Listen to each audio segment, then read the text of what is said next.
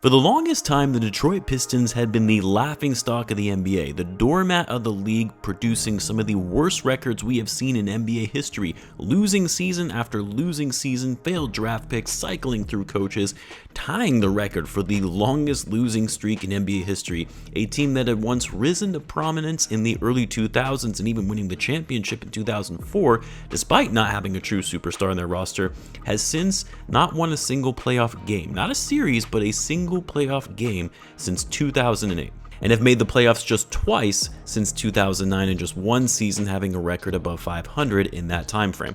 Last season, despite the amount of young talent they had on their roster, the Pistons would struggle to string together wins and would finish off the year going 14-68, the worst winning percentage the league has seen since the Sixers did it in 2016. So naturally, going into this season, despite the Pistons adding some veterans to their roster, their young core now fully healthy, and hopefully being a bit more improved as you typically see from young talent with steady progression from season to season, so you would expect the Pistons to at least be somewhat better than they were last year. But somehow the Pistons have not only just improved from their disastrous season we saw last year, but have by far and away exceeded expectations, going from being the worst team in the league to a legitimate playoff contender with a budding young core that is sure to continue to grow and be more lethal for the foreseeable future, led by their star in Cade Cunningham. And to be honest, we've never seen anything like this before in league history, for a team to have such a massive jump from one season to the next after finishing with the worst record, where they didn't make massive changes to their roster or added additional star level players. So how did the Pistons do this, and what does it mean for their future going forward now that they've finally pulled themselves out of the bottom of the Eastern Conference? Well, let's talk about it. As always, if you're new to the channel and you enjoy this type of content, I would greatly appreciate it if you hit that sub button to try and get us to 100,000 subscribers. Now, as I mentioned, going into this season, we all expected the Pistons to be better than they were last year, which shouldn't be hard to do when you only finished with 14 wins. But we expected that they would be better, and at a minimum, they wouldn't finish last in the Eastern Conference, and their over-under odds prior to the start of the season was set at 25.5, which maybe seemed high to some, but seemed doable given the fact that they added quality veterans to mentor their young guys in Tobias Harris, Malik Beasley, who has been one of the best three-point shooters in the NBA. Hell, even Tim Hardaway Jr., who has been surprisingly good for them as a vocal leader on the court and has started every game. And so for me personally, I took the over on the Pistons, but thought they would only be going over that mark by a game or two. I thought it would be a miracle if the Pistons won over 30 games and more than double their win total from last season. But not only would the Pistons more than double their win total from the prior year, they would exceed more wins this season than their prior two seasons combined, with still a month of the 24-25 season remaining. They will most certainly finish the year above 500 for the first time since 2016. The question is, how? How could a team that was so bad make such a drastic turnaround?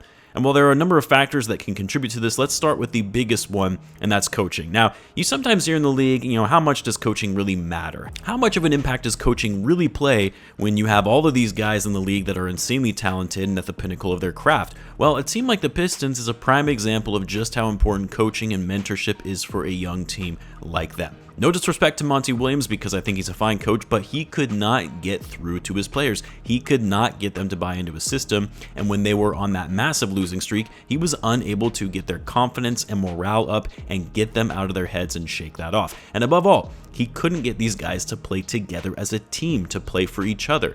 That's what JB Bickerstaff has been able to do in getting these guys to not only buy into his offensive system, which has worked wonders for them, but identifying clear roles and responsibilities and playing for the betterment of the team.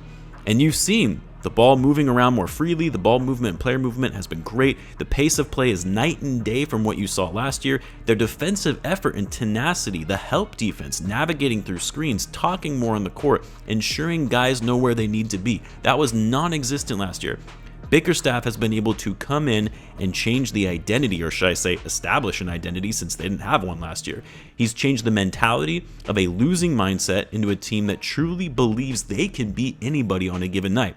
Now, of course, the other big factor in how the Pistons have turned things around is by signing some of their veterans in free agency.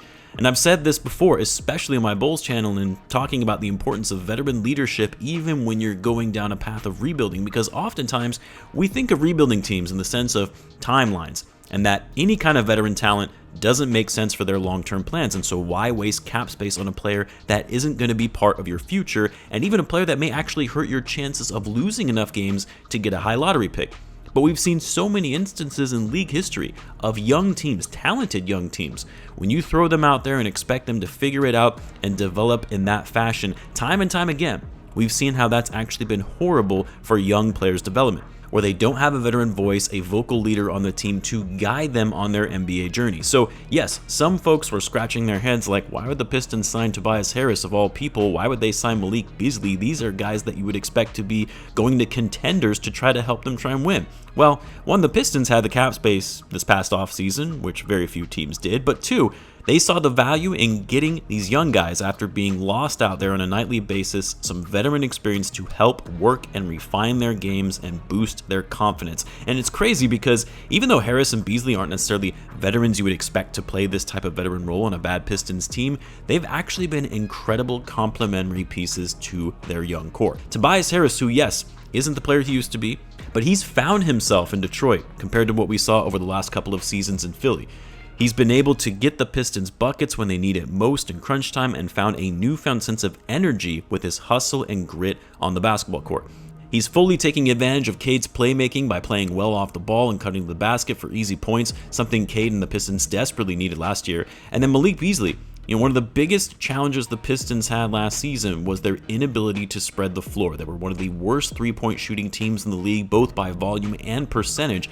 Bottom 5 in the league in both metrics, and even just three-point shooting aside, the Pistons offense didn't enable them to get enough shots up, period, which of course makes it very difficult to win games when your opponent is consistently getting up more shots than you do, especially more threes. So they bring in Malik Beasley, who is currently second in the league in threes made and top 5 in three-point volume on insane efficiency, shooting a ridiculous 42% from deep on 9.3 attempts per game, leading the league in three-point field goals per 36 minutes and per 100 possessions. Sometimes all you need is that one sharpshooter, that one floor spacer who can be elite in the catch and shoot, and that's especially the case when you have one of the best passing guards in the league in Cade Cunningham, who is better able to navigate and find the open man. Now you would think, well, why aren't teams guarding Beasley more heavily when he's shooting at this rate and it's killing teams when they're going up against the Pistons? Well, it's because Cade has been so damn good that teams are forced to focus on him, to double him, give so much attention that if they don't, he'll make you pay in the paint with his driving ability or his ability to operate in the pick and roll with Jalen Duren, who is another player that just continues to get better year after year and has been the perfect big for them to go alongside a star like Cade Cunningham. So you can't simply focus on Malik Beasley even though he's shooting lights out, because the Pistons will punish you in other areas. And then of course, aside from the coaching staff, aside from the veteran additions, another big reason for the Pistons turnaround is the ascendance of Cade Cunningham. Now, we knew Cade coming into the league was going to be great. He was the consensus #1 pick, the top-rated recruit coming out of high school. Some had said he was a generational talent, so it's not like this has been a surprise to see Cade break out in this way. But for Cade, it's more the fact that he's finally been able to be fully healthy. He's improved nearly every facet of his game, from his court vision, playmaking, rebounding, his ball handling and attacking the hoop. Even his jump shot has improved. His defense as well has gotten better. He's getting to the foul line more. I mean, this was the kind of leap, the kind of breakout season the Pistons needed to see to truly take their franchise to the next level. Now, as I mentioned before, give credit to the coaching staff who has been able to get the most out of Cade Cunningham and utilizing his skills to the fullest, but also the front office for getting the right pieces around him to maximize his value, to open up the floor more for him to be able to get inside, finding guys that like to play fast and move well in transition. But a lot of credit goes to Cade for working hard in the offseason and bouncing back from an embarrassing year for the team, not for him, but for the team that he leads, taking his game to the next level and being the all-star Pistons fans have been waiting for.